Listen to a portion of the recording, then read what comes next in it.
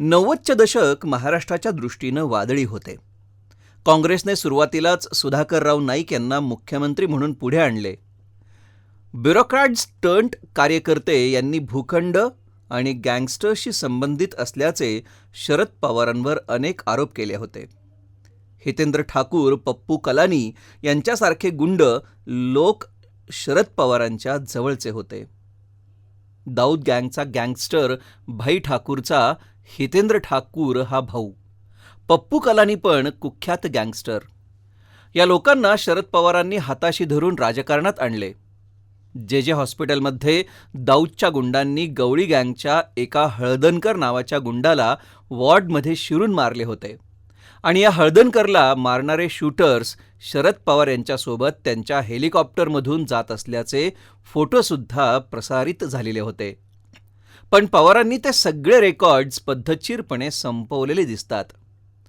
अशी अनेक गँगवॉर्स काँग्रेस आणि शरद पवारांच्या सत्ताकाळात मुंबईमध्ये चालू होती.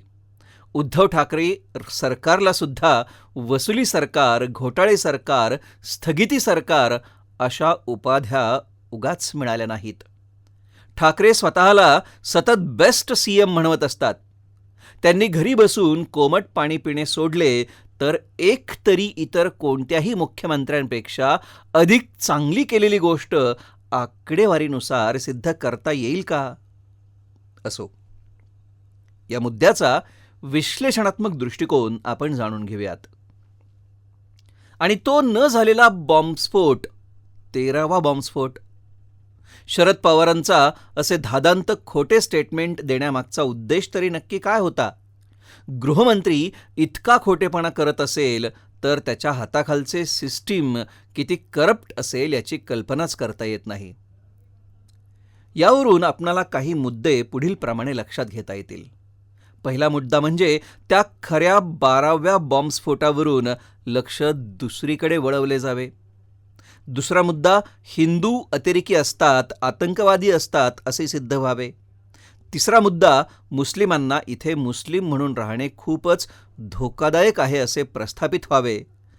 आणि चौथा मुद्दा म्हणजे जिहादी मुस्लिमांनी 12 बॉम्बस्फोट केले म्हणून हिंदूंनी त्याचा बदला घेतला, आता फिट्टमफाट झाली असे अनेक नॅरेटिव्ज या एका खोट्या बातमीने पवारांनी एस्टॅब्लिश करायचा बऱ्यापैकी यशस्वी प्रयत्न त्या काळात केला होता. बॉलिवूडचा सुद्धा या सगळ्यात मोठा हात होता. त्याच काळात खान कॅम्पला पद्धतशीरपणे पैसे खर्च करून, PR ॲक्टिव्हिटी चालवून, मीडिया मॅनेजमेंट करून, प्रचंड स्टारडम मिळवून देऊन त्यांना समाजात एस्टॅब्लिश करून त्यांच्यातर्फे डावा आणि इस्लामिक अजेंडा चालवण्याच्या कार्यक्रमाने मस्त जोर पकडला होता. या मीडिया ट्रायल्सचा वापर करून आजही सलमान खान सारखे लोक 4-4 लोकांना चिरडून संरक्षित हरणांची शिकार करून देखील भाई म्हणून मिरवतात. चित्रपट काढून आपला काळा पैसा पांढरा करतात हे आपण उघड्या डोळ्यांनी पाहतो आहोत. प्रसिद्ध वकील राम जेठमलानी यांच्या स्टेटमेंटनुसार पवार मुख्यमंत्री झाल्यावर दाऊद स्वतःहून भारताला शरण येत असताना शरद पवारांनी त्यात खोडा घालून त्याला वाचवले होते. गेल्या 5 दशकांच्या शरद पवारांच्या राजकारणात एक गोष्ट कायम होती, ती म्हणजे त्यांच्यावर होणारे आरोपांवर आरोप. मग कधी विरोधी पक्षनेते गोपीनाथ मुंडे किंवा एकनाथ खडसे यांनी केलेले दाऊद इब्राहिम या इस्लामिक दहशतवाद्याबरोबर असलेल्या जवळकी संदर्भातील असोत किंवा लवासा सिटीतील भ्रष्टाचाराच्या संदर्भातील असोत, खैरनार, तिनईकर अशा राज्यातील किंवा केंद्रातील नोकरशहांनी अनेक वेळा सरकारी भूखंड वाटपातील भ्रष्टाचाराच्या संदर्भात अनेक वेळा शरद पवारांचे थेट नाव माध्यमांसमोर घेऊन त्यांच्यावर दोषारोप केले. तेलगी प्रकरणात त्याचे व्हिडिओ तर प्रचंड गाजले. स्टॅम्प घोटाळेबाज तर तेलगीने पवारांचे प्रत्यक्ष नावही घेतले. सामाजिक पातळीवर काम करत असलेल्या अनेक समाजसेवकांनी पवारांच्या अनेक घोटाळ्यांना वेळोवेळी समाजासमोर आणण्याचा प्रयत्न केला. कीटकनाशकांमधील घातक अशा एंडोसल्फानच्या वापराचे दुष्परिणाम अजून सिद्ध व्हायचे आहेत म्हणून वापर चालू आहे. म्हणून डॉक्टर वंदना सिवा या ॲक्टिव्हिस्टनी शरद पवारांच्या कृषीमंत्री म्हणून राजीनाम्याची मागणी केली अण्णा हजारे यांनीही शरद पवारांवर अनेक आरोप करत त्यांना लोकपाल कमिटीवरून राजीनामा द्यायला भाग पाडले. शिखर बँक घोटाळा प्रकरणातले याचिकाकर्ते माणिकराव जाधव यांनी महाराष्ट्रातले कन्नड, जगदंबा, दौंड, पुष्पदंतेश्वर, जरंडेश्वर हे साखर कारखाने शरद पवारांनी बेकायदेशीररित्या बळकावले आहेत असा आरोप केला. डीबी रियालिटी, शाहिद बलवा आणि पवार कुटुंबियांचे संबंध आणि त्यामुळे या बिल्डर्सना मिळणाऱ्या सवलती याबाबत मध्यंतरी बऱ्याच माध्यम समूहांनी बातमी लावून धरली होती. पोर्श कार प्रकरणवाला वेदांत अग्रवाल इतका मोठा बिल्डर होण्यामध्ये पवारांचा वरदहस्त आहे असेच म्हटले जाते. राजा बहादूरला पित्ती फॅमिलीची मिल पवारांनीच तर मिळवून दिली.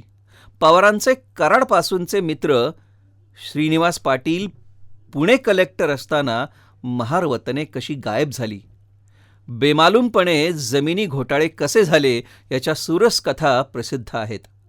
भुजबळ एकेकाळी बाळासाहेबांचे कट्टर शिवसैनिक होते. याच त्यांच्या चुकीची शिक्षा त्यांना महाराष्ट्र सदन घोटाळा केसमध्ये तुरुंगात जाऊन भोगावी लागली असेच आता म्हणावेसे वाटते. कारण पवारांचे नावही भुजबळांच्या बरोबरीनेच या केसमध्ये घेतले गेले होते. या सर्व आरोपांबाबत शरद पवार किंवा त्यांचे कुटुंबीय कसलीही कारवाई सदृश हालचाल करत नाहीत, ना कायदेशीर ना खळखट्याक.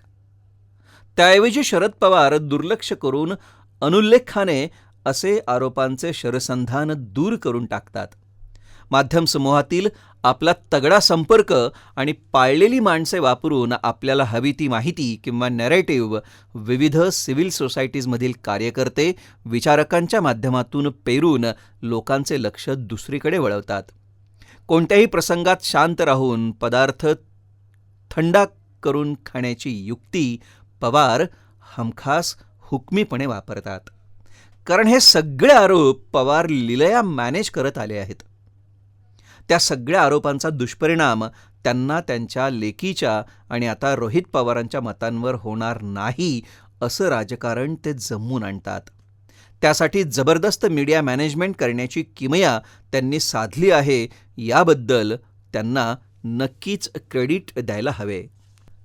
महाविकास आघाडीच्या वेळेस सत्तेत आल्यावर मात्र पवारांचा वेगळाच अवतार पाहायला मिळाला. कारण उद्धव सरकारमध्ये कंगना, अर्णव या लोकांवर कारवाई केली गेली.